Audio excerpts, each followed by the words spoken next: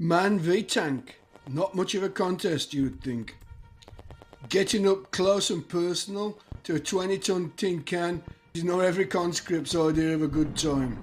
But man has shown that with ingenuity, doggedness and the sheer will to survive, a tank can be stopped. Join me as we view some man v tank engagements. Man is only limited by his imagination. Somewhere on the Western Front, circa 1917, Fritz has not met the Saint-Chamond tank before.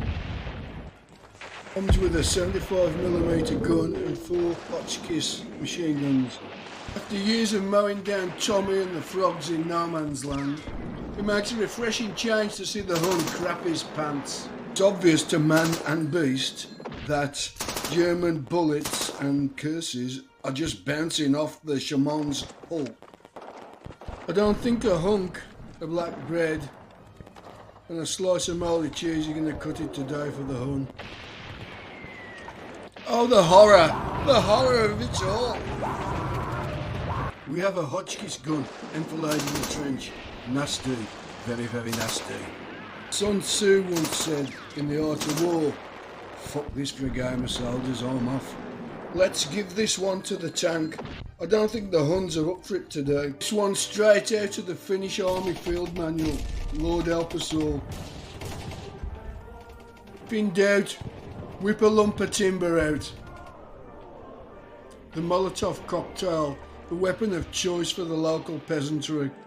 But you know, if it works, let's not knock it. Notice the tank driver pauses so his uniform catches fire. Hollywood, eh? These guys have got to be the Finnish Three Stooges. Meanwhile, the Inspector General says smoking is seriously bad for your health.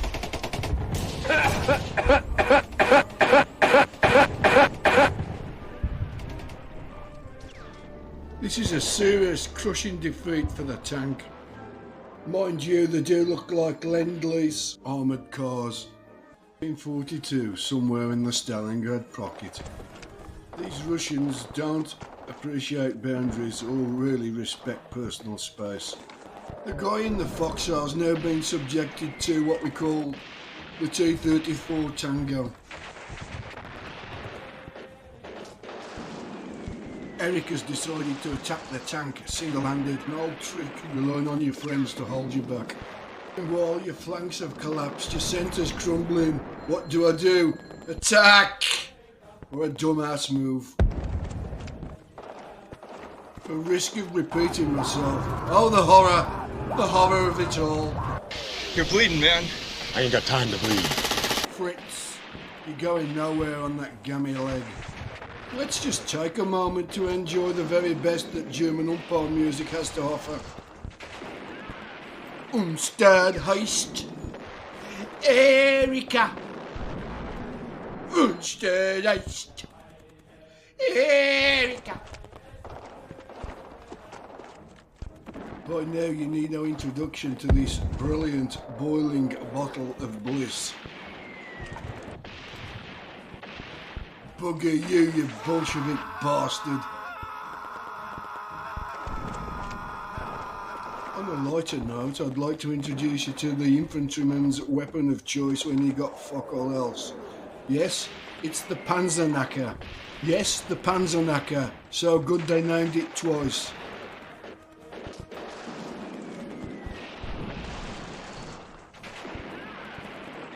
This is clearly a demonstration of how not to use it. Notice how Eric has got his Y front on top of his helmet. A testament to German camouflage technique circa 1942. So, man v tank, in my view this is clearly a draw. Maybe the Germans have a small edge here, but let's not forget, they did bomb our chip shop. After comprehensive research by my in-house research team, we established that this is Finland. Time unknown, place unknown, But what we can all agree on, it's pretty cold, wet and inhospitable. The soldiers carrying a stick grenade wrapped with 4 bundles of TNT. It looks quite a pretty package. Maybe an early Christmas present for Ivan.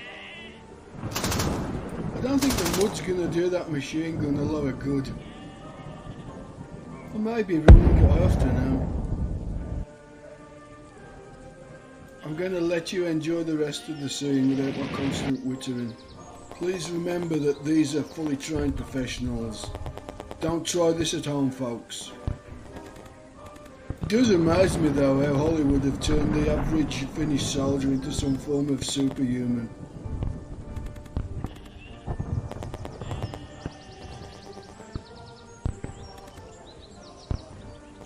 Do not go gently into that good night.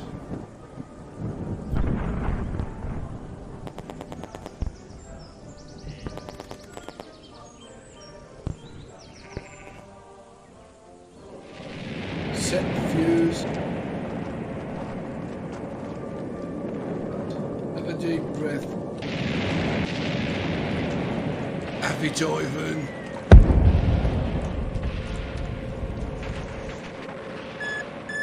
So, man v tank. Let's give this one to man. Nobody fucks with the Finns. The Western Front, Type 2. Carl and Bruno have come back refreshed. They've had their pork schnitzel and slice of Black Forest Gatto. A well-placed potato masher always breaks the ice and gets a party started. It's got to be said that these Germans adapt really well to the fortunes of war. Bruno, put another bullet in him, make sure he's dead. Man definitely gets this one, with an extra bonus point for a beautiful national anthem. Bruno, what about the duality of man?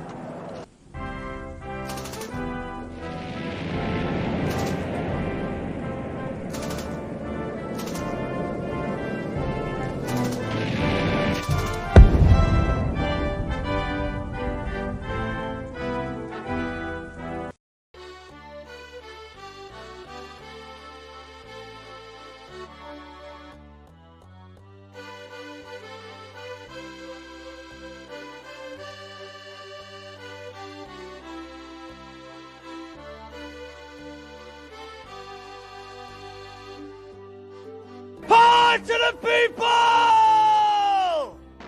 And back to Finland. These T-34s are stubborn mothers. I don't know whether you've noticed the common theme in these clips, but we always seem to have some stubborn bugger crawling his way through mud. You've just got to appreciate the efficiency of a German Tiananmen.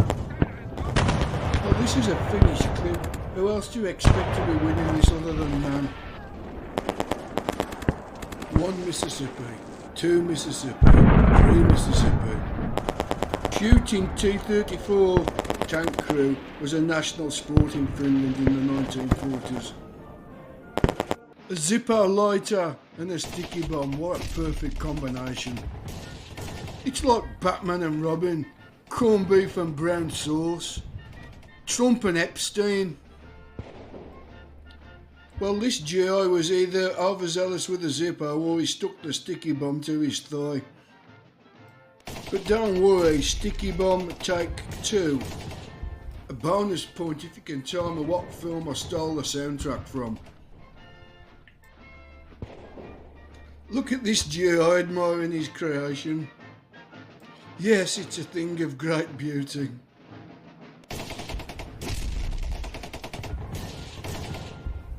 This GI just loves war. Well, what chance did the tank really have? These are American GIs. They eat barbed wire for breakfast and shit shrapnel.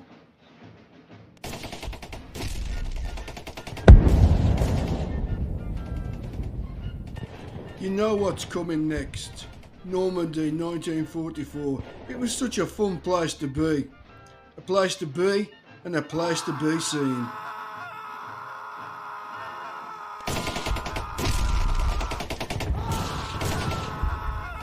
I'd like to tell you that I've saved the best for last. I'd like to explain to you that this is a clash between the Imperial Japanese Army and the Manchurian Border Guard set in 1939. It was also my aim to explain the tactical use of Russian BT-5s and 7s, and how the brave and fearless Japanese counter this with pitchforks with satchel charges on them, selfie sticks with TNT on them, and officers charging tanks with samurai swords. Yes, it was a heady aim, where all my ambition turned to shite the moment he drew that samurai sword. The director, to his credit, has tried to produce an Asian version of Tolstoy's War and Peace. It's more like Tom and Jerry a long time ago in a galaxy far, far away. After reviewing this clip umpteen times, I really haven't got a lot else to contribute. Just grab your popcorn and enjoy the show. I have and still will. Just remember, whilst these brave Japanese soldiers are dying for the Emperor, he's banging broads in Kyoto. When Dashi asks his officer, "Where's the ammo?" he succulently replies, "You are the ammo." This is a classic clash of ideologies, manga v vodka. Which one do you think's winning?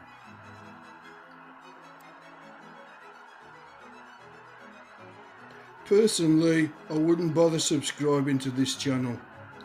My next rendition is going to be Allied latrines circular 1939 to 1945 and their impact on Allied morale.